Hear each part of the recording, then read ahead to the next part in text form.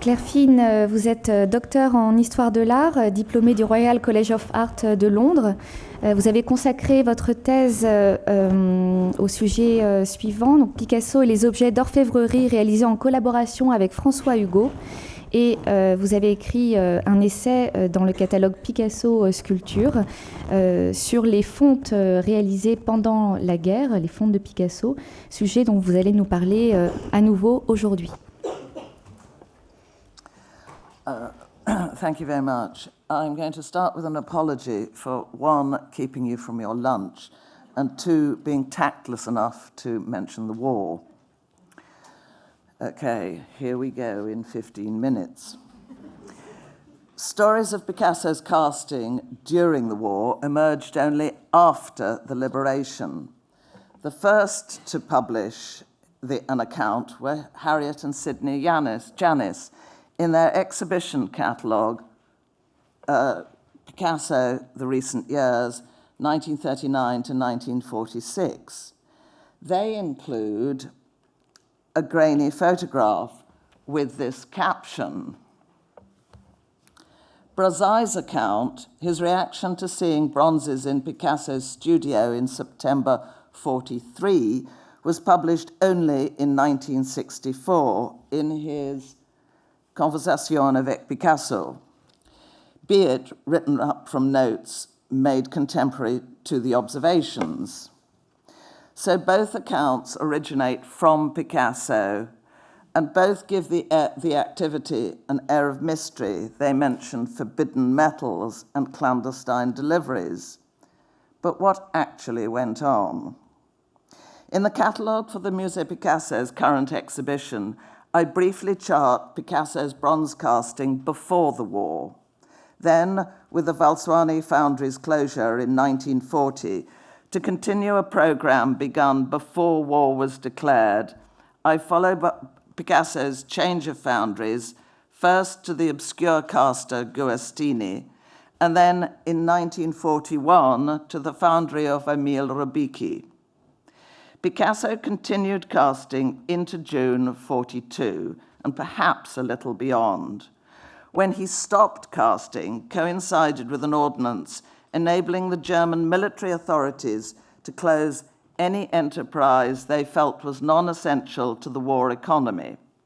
And art bronze casting cannot possibly have appeared essential to them.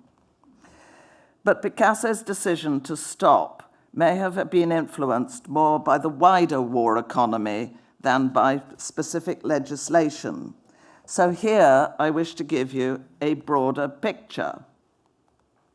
80% of Europe's copper consumption was imported. With the German occupation, all import of metal from abroad stopped. And France's needs and Germany's demands on France had to be met from existing stocks. Problems with supply were inevitable. In 1940, Germany took over 800,000 tons of copper from France, but from the French military, so that the public at large would have been relatively unaware of it. This ignorance did not last. In July 1941, Vichy launched a widespread voluntary program to collect everyday items made of non-ferrous metals. Surveys were sent to hotels and restaurants asking for objects not vital to those businesses, and inspectors removed items that were overlooked. But the campaign was unsuccessful, and it led to public sculpture being removed for its bronze. How much Picasso understood about the reparations, we do not know. He would have seen the strip counters and the empty pedestals. And I draw your attention not to these world-famous people in the photograph, but to the tiny bits of metalwork, which no doubt was removed. Having found the hook on which he hung his hat gone, Picasso may have reflected on his own bronze's security. He was aware he was designated a degenerate artist, and he would not have wanted his bronzes requisitioned for the war effort. When in Royan, documents indicate casts were to be delivered to 25 Rue de Grande Augustine, his Picasso studio. But later, Brassai saw bronzes in Picasso's studio at number 7. Later still, Brassai referred to plasters being at number 25. Picasso seems to have reorganized things to keep a firm eye on his bronzes. Germany took reparations from France not just as non-ferrous metals, but also as manufactured goods. And from autumn 1940, Vichy introduced economic controls, rationing, complex supply systems for raw materials, and mandatory declaration of stocks. With livelihoods depending on having raw materials to work with, not everyone complied, and hoarding began. For example, despite being allotted bronze to cast Arno Brecker's work, we know Eugene Roudier told Brecker he had enough undeclared materials to fulfill all the sculptor's needs. How do you hide a quantity of metal? That's my foot. Same shoe. Just a second. The ingots, you see, not the stuff in the buckets, just the ingots, weigh approximately 70 kilos. That's enough, roughly, to cast La Femme aux Robes Blancs. As ingots, they do not look large, and burying them would not be difficult, even in larger quantities, especially if your foundry floor was earthen. Overall, the metallurgical sector, even small businesses, benefited from the war economy. Few were forcibly closed. But much of the available work depended on state contracts for Germany, casting machine parts and munitions. It's industrial casting. Getting art bronze casters to do industrial casting involves a loss of skills. Individual mold making, chasing, or patinating are not required. It's effectively like getting the couture ateliers of Christine Dior to supply Marks and Spencer's. Still, earning a living was important, and in 1940, Guastini had paid work for Picasso in his métier, and he remains in Paris throughout the exode, panicking, returning the deposit monies only when German troops close in. A month later, reassured Armageddon has not occurred, he begins trying to cast again. We know little of what art bronze casting was actually occurring. Roudier continued casting, but for the Germans. However, Elisabeth Le Bon records the Fonderie Coopérative des Artistes cast art bronzes in 1941 and would have cast more, but were unable to find the bronze. But they were a foundry known for not holding metal stocks, which was normal. This was a factor that led to their liquidation. Significantly, there is no suggestions the work they did was clandestine or resistance motivated, and every indication, if they had obtained the metal, they could have continued casting during Vichy's programs for collecting such metals. So Picasso's activity now looks less out of step. Yes, briefly. We do not know how many pieces cast in the 1930s. You know, a certain number, but probably not every year. When Valsuani closed in 1940, there were 7 bronzes there. Picasso had already collected 2, and Guastini would cast 3 more, so that's 13. But in 1941, he cast 35 small and medium-sized works of his own and 15 by the Catalan sculptor Apel Fenosa. But in 1942, Picasso casts only 11 of his own works and more of Fenosa's, so it's not an escalating pattern. Counterintuitively, Picasso cast larger pieces in 1942 than he did in 1941. With diminishing metal available, one might expect the other way round. But with generic titles like Petite Statue, they block identification often. But there is a correlation between size, complexity of casting, and cost, a cost that escalates over time. As the purchasing power of the franc went down, hoarding led to a speculative market in goods, reflected in in the prices Picasso was charged. The 11 pieces cast in 1942 cost Picasso 50% more than all 35 pieces cast in 1941. Granted, the latter casting include 2 La Femme aux Robes Longues and one other large piece, which may be either L'Orateur or La Femme à l'Orange, not sure which. But also 2 Tête de Taureau, bicycle seat and handlebars, so not all were large, and it was nothing compared to what he was going to be charged after the war.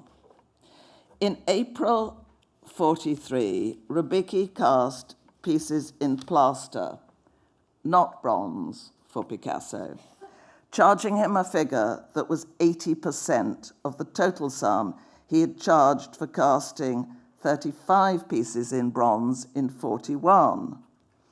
Among these plasters was Le Homme au Mouton and Le Guerrière, cast by Valsuani after the war.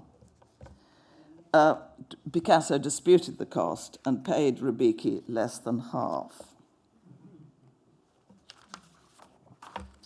Clandestine activities are generally tricky to trace, yet Rubicki stamped his foundry mark on pieces, and throughout, Picasso paid him by check, not in used franc notes.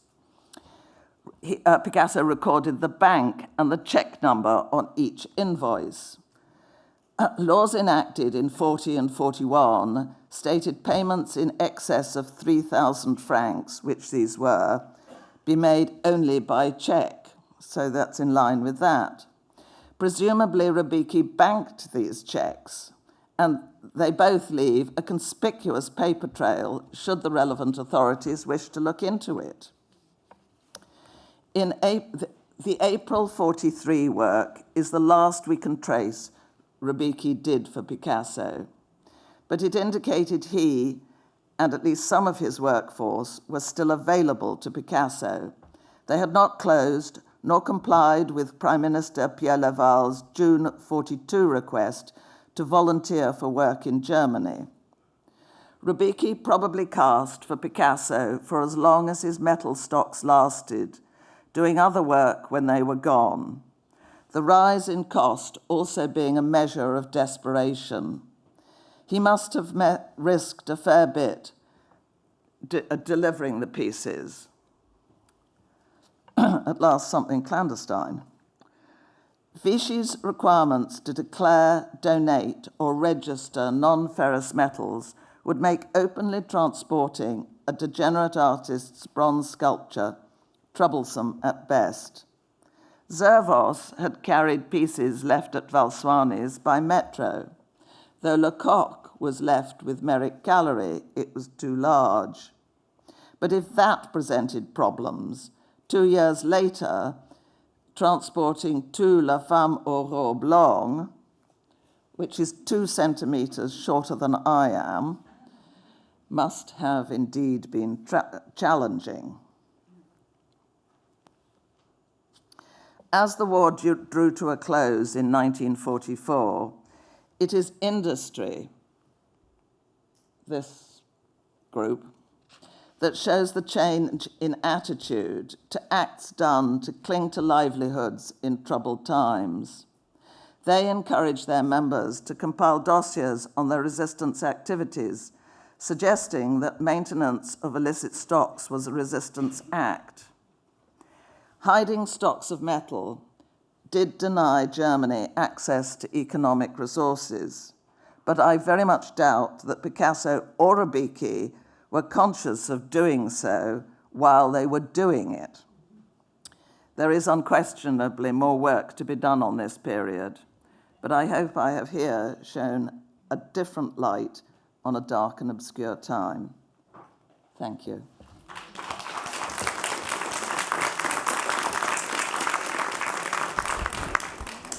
Merci Clare Finn pour votre éclairage sur l'histoire des fonds en bronze pendant la guerre, une période où en effet convergeait à la fois la nécessité pour Picasso de faire fondre en bronze ses plâtres par souci donc de sauvegarde, et puis la quasi-impossibilité à cette date de travailler avec une fonderie d'art, d'où ce travail clandestin que vous avez particulièrement bien exposé et pour lequel il nous reste encore beaucoup à comprendre, à savoir. Je passe la parole à l'audience, puisqu'il nous reste vraiment très peu de temps pour clôturer cette matinée pour laquelle nous avons largement débordé. Derek Pullen. Claire, you mentioned Finosa and the bronzes that Picasso had cast for him. Sorry? You mentioned Appel Finosa or Finola, Yes. the other sculptor. The Appel Finosa. And my understanding, I haven't had a chance to look into it, that Picasso, they were not cast for Finosa, they were cast for Picasso, because Picasso had quite a collection of Finosa bronzes. Does that answer your question? Sort of. I'm still a little puzzled. Sorry. I'm still a little puzzled. Picasso possédait une belle collection de sculptures de Finosa, comme pourrait en témoigner François Bellet ou Christine Piot. Probablement celles qui ont été donc tirées en bronze à cette époque.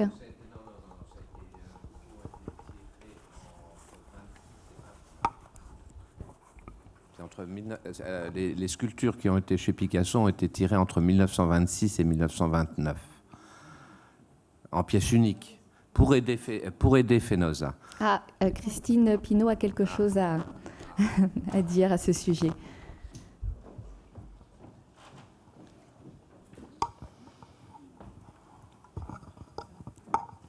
Oui, on a retrouvé très récemment une facture de Rubicki qui justement parle de ces tirages en bronze de Finosa, et ça date de 42.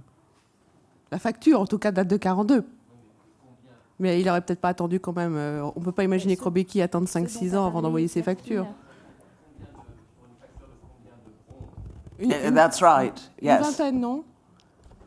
Sorry. Je crois qu'il y avait 20 sujets, ou même plus, non? J'ai plus exactement la facture. Il y a deux factures, et je crois qu'il y en a une qui porte une there dizaine are de sujets. Two invoices, and also the plasters that are cast in 43 itemize 11, oh God, I'm coming back on myself, 11 crèche pieces, and I'm unaware that Picasso made crèche pieces, but Finosa did. Mais vraisemblablement, ce sont des fonds qui ont été réalisés pour Finosa et payés par Picasso. Yeah, but not, I suspect the casts are for Picasso. He's not paying, which way around do I say this? Picasso buys the models from Finosa and has them cast for himself, is what I am assuming.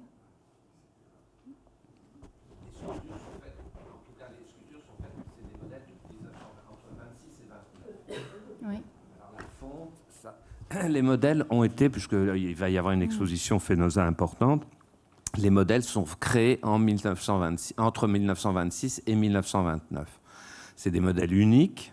Alors après, savoir quand est-ce qu'ils ont été fondus, ça c'est une autre... mais je pense que c'était des cires, puisque c'est un modèle unique comme ça. Mais ça, je ne peux pas dire si c'est pendant la guerre. Finosa a eu des ennuis, je crois, pendant la guerre. Je crois qu'il a été au Ostéo, je sais pas où il était. Ostéo, je sais pas. Et Picasso, à son retour, avait fait quelque chose pour lui, une sorte de théâtre, en disant voilà, tu prends ces sculptures, tu vas les vendre. Enfin bon. Donc je pense qu'il y a peut-être eu d'autres sculptures. Voilà, il y a toute une histoire entre Picasso et Appel Finosa, ça c'est sûr. Mais les modèles que Picasso a, Yes. je certifie, puisque je m'en occupe en ce moment, c'est des modèles créés entre 1926 et 1929. Voilà. I only know what the invoices say. Sorry. Oui. There's more than just what's on the invoices. Yeah, obviously. Yes.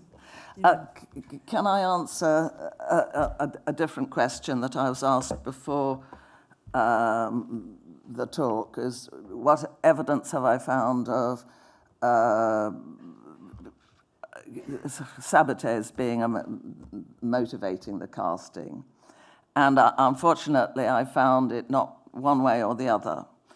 There are letters written by saboteurs when they were in Royan, but he's clearly just repeating Picasso's, instructions. And if you go earlier, in 1937, Picasso and saboteurs fell out, and yet the Dossier Fonde's sculptures shows that Picasso himself sought out the caster for the cements, and so he was capable of doing it without saboteurs. So I can't tell you one way or the other. There's no documents that have, hello, we've got it. Donc Carmen oui. Jiménez. Je voudrais savoir, I would like to know exactly, so how much did he cast in 1942 and in 1941? I didn't have it very clear. Okay. In 1941, it's 35 pieces. And in 1942, it's 11 pieces. This is his own. I'm not including the Finosa pieces. And in 40, it's 13 that we know of. Merci beaucoup Claire, merci à tous. Nous clôturons cette matinée.